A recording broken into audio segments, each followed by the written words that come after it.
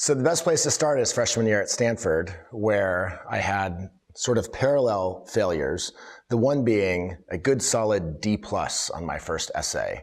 Meanwhile, I was the goalkeeper on the Stanford water polo team, and I injured my elbow in my first game against UCLA and found out that I had torn the ligament in my elbow and needed to sit out for a full year. So there I was at Stanford coming out of high school with a bunch of A's on my report card and a bunch of awards and accolades for being a good water polo goalie, and I was neither of those.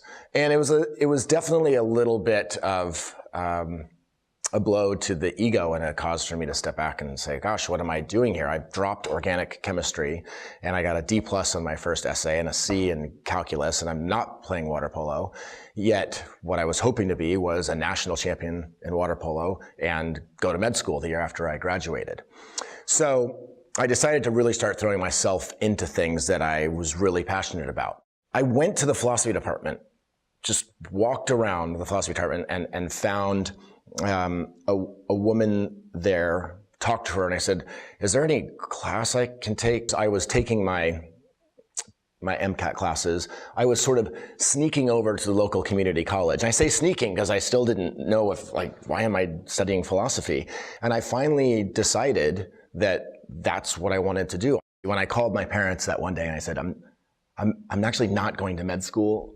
I know I just got in and it's been a lot of time and money. I'm instead going to get a degree in philosophy.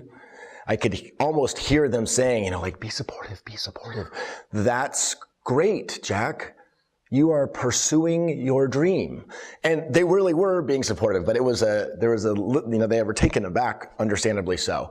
And so here I am today. I've, starting at Stanford with my D+ paper and my broken wing, and C's and dropping out of all my chemistry classes.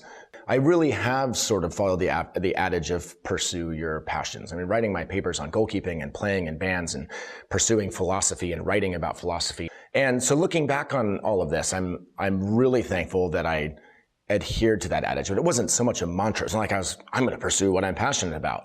I think that when your passions drive you, it allows you to write papers for classes you're not taking, to go to the gym more than you otherwise would, to do all of these things, all through a sort of devout pursuit of one's passions.